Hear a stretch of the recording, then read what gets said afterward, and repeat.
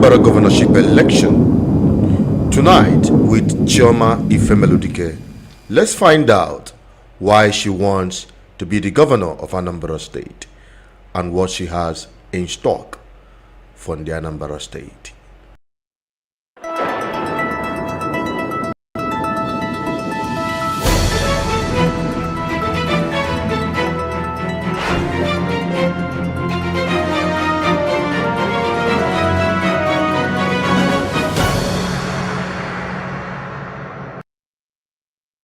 Good evening, viewers. This is BVI Channel 1, and we are on the program Political Review. Tonight with me will be graced to have the AAC Anambra State governorship candidate in the person of Chioma Grace Ifemeludike. And in this conversation, which is live, it's an opportunity to have a one-on-one interaction with the only female governorship candidate and young for that matter. What is our inspiration and what is our prospect for becoming the first elected female governor of Anambra State, most likely Nigeria? It's my pleasure to welcome her. She's already with us and joining us visually. This evening, our guest, Chioma Ifemeludike. It's a pleasure to have you here. Chioma, you clicked your camera upside down. Can you readjust that back again? Your camera just turned upside down.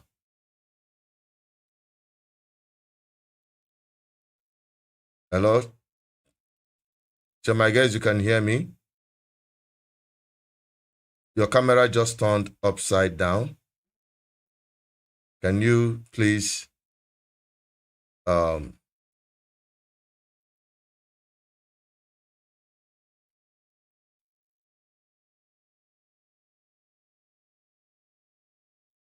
think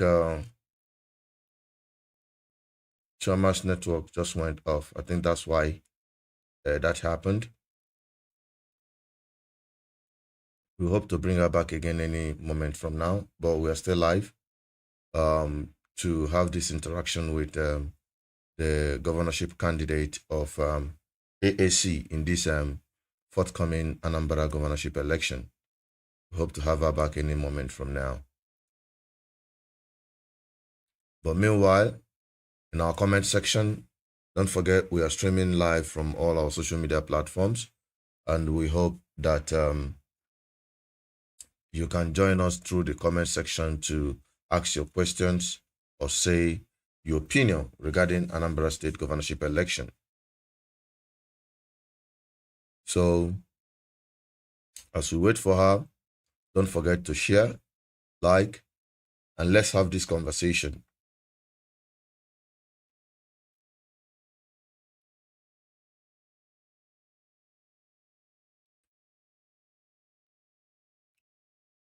We're still waiting for her to rejoin back again. Still waiting for her to rejoin back again. Hopefully she's going to join us any moment from now.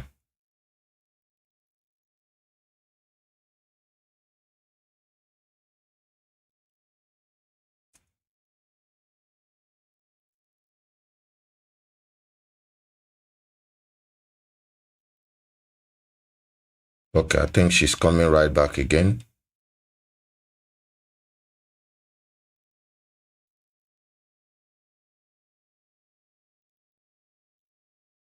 Hello, Chioma. We're waiting. It seems you got disconnected at some point. Can you hear me?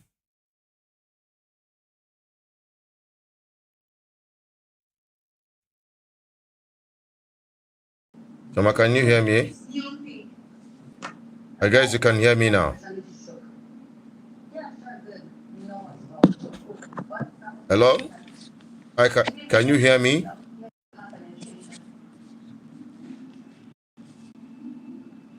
You just connected back again. Can you hear me? I believe you can.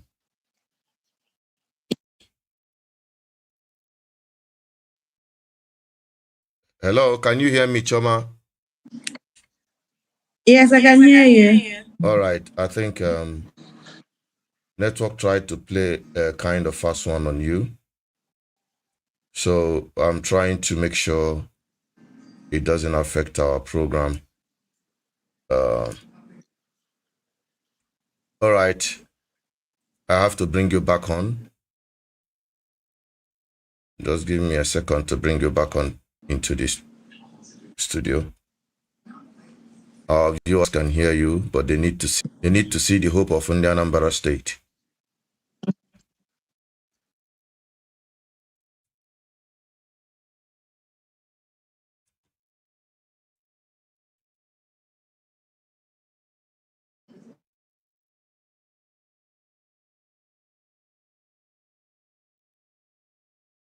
Is really trying to play a kind of mismatch with us.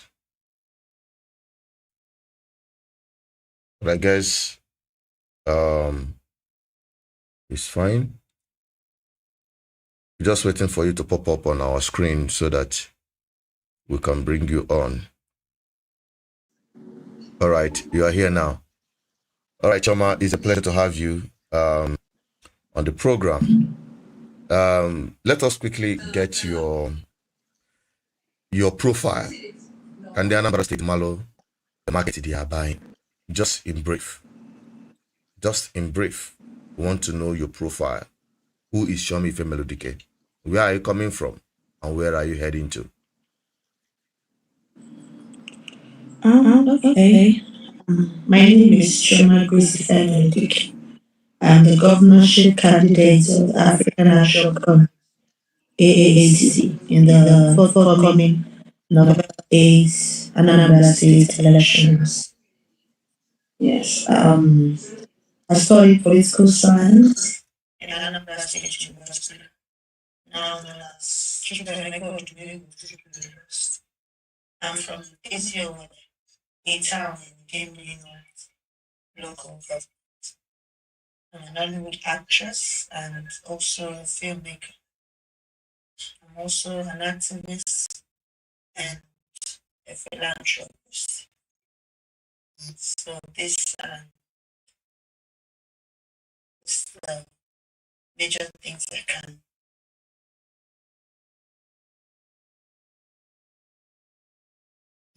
share for now. All right, Chioma, with your experience, this is your first time of joining a race like this. What is it like campaigning and canvassing for the votes of Anambra State for a very big position in Anambra State governorship election? Yeah, it's tough. It's tough because most people don't believe that a woman of my age, a woman can lead Anambra, or a woman of my age can be governor. So they start to, the first laugh, when they hear your ambition, they laugh at you or at the idea that you're bringing forward. So, if you're not solid and grounded, you're not sure of yourself, you do take off even before the journey start. You discouraged, but because I'm prepared for this job. I was prepared before I came on the job. So even when people try to cut down on me, make me feel that my first duty is not possible. I never looked into it. So aside from that part where people make you feel that your ambition is not valid.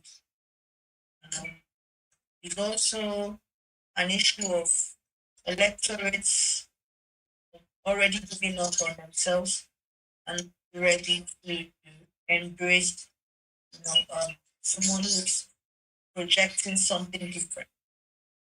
So there's so many narratives that taught me along the way, but I held on to the fact I was sure of what I was going for. I was sure of my intentions.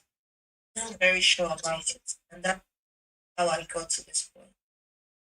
3 days to election. And I'm still very ready. I'm very sure that I'll get to the finish line. All right.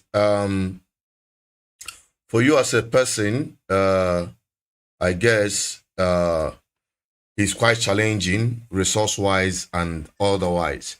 Do you think that you have a chance within you, from the people, from your interaction, from your message? Do you think that the people are ready for your kind of person and what you carry?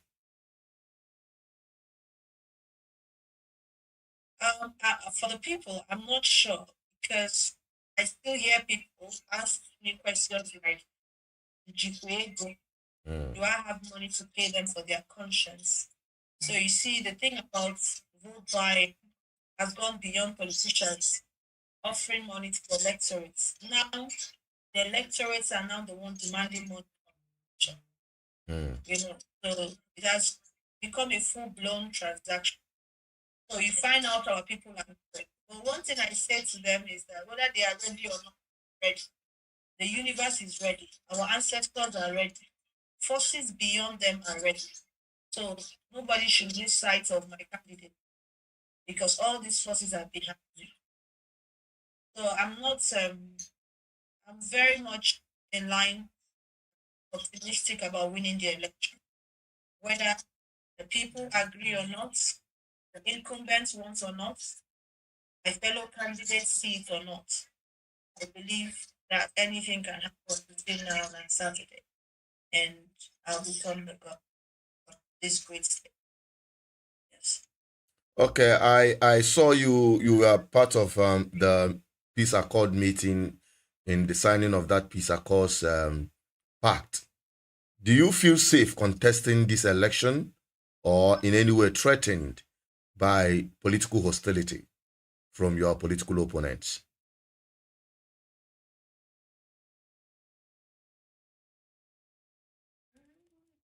The atmosphere was friendly. I could feel, the friendliness, you know.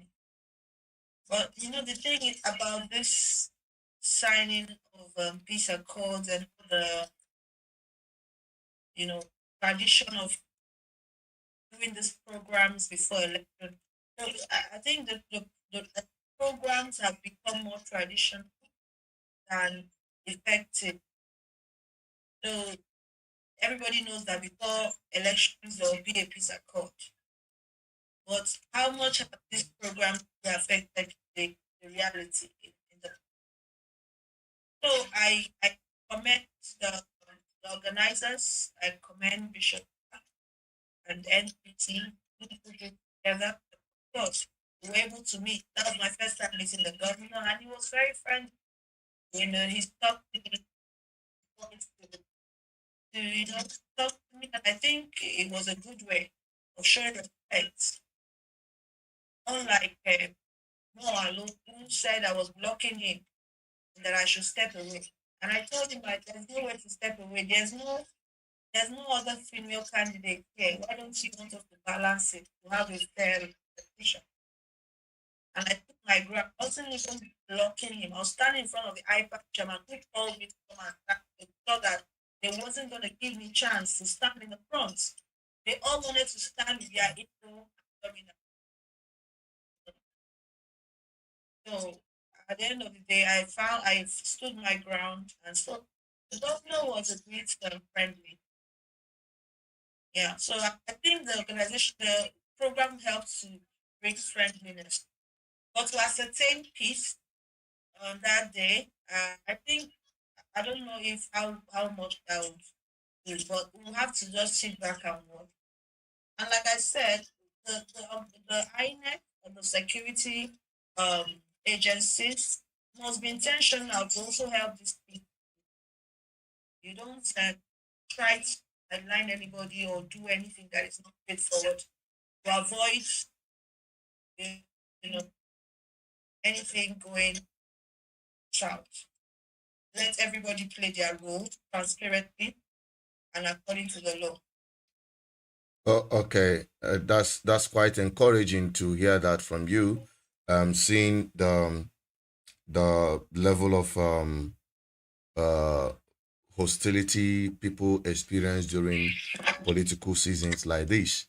Um, as the only female candidate in this election, do you feel that you are left alone by your female folks? Do you feel encouraged or left alone by your female um, foes, your gender, in this your pursuit for Anambra State governorship seat? How do you feel about it?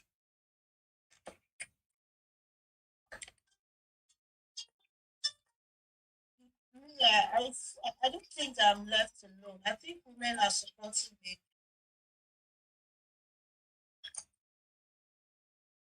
I think women are supporting me.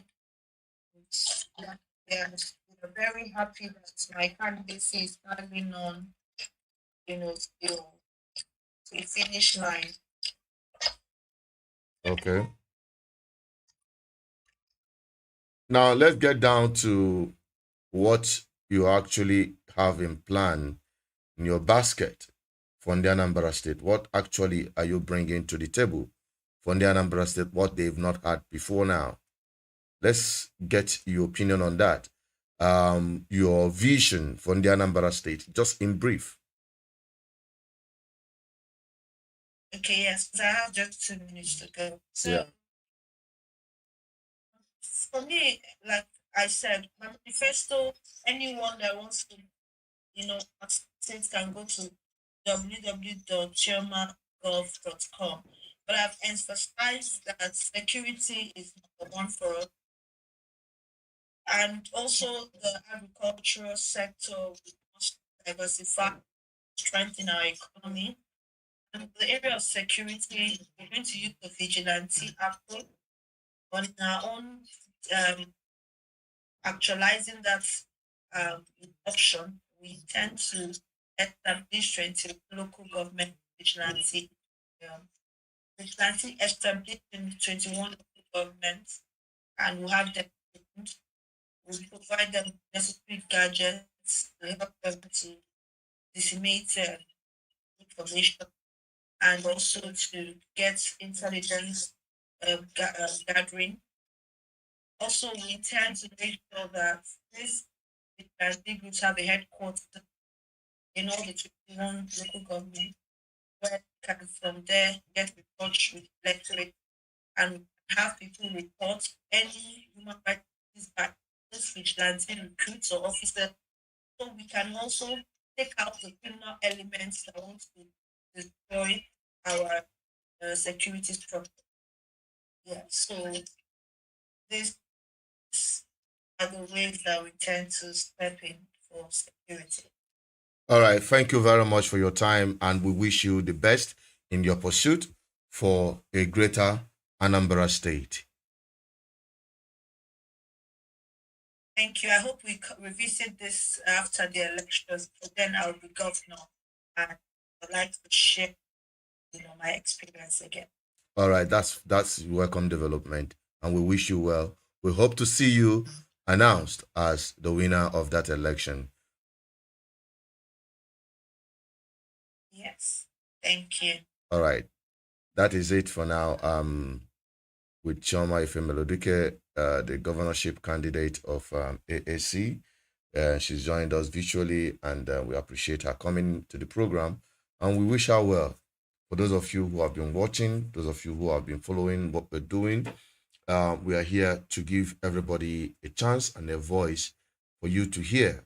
Okay, and when people say there is no way, what I see is possibility, because where there is a will, there is a way. So we are encouraged by her determination. We are inspired by her courage to, despite all odds, she's putting her foot on ground to make herself boldly registered in this process. I just hope our people, very underlining words and from her experience, that the bulk of the problem we have in our political cycle and in governance is the people's mindset, the people's attitude, the people's approach to elections and governance is something that is crucial, that we must, as a people, change if we must get good governance.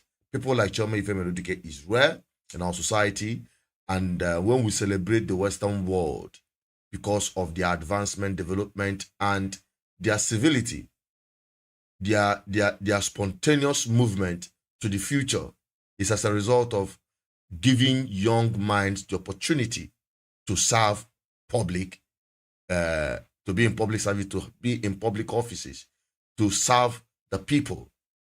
Unlike when you have people who are already outdated, people who have already elapsed their usefulness in this life, they have given their all.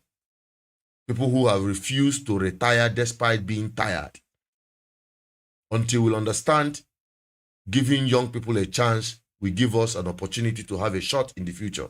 Then perhaps what we are screaming for, good governance, will become a reality.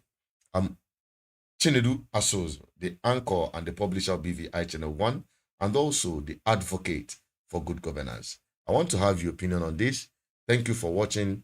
Thank you for being part of this program tonight. We really appreciate you for following us on this series. We hope that perhaps after this election, something worthwhile will come out of it. I'm signing out from here, saying stay safe and stay blessed at all time. Bye-bye for now.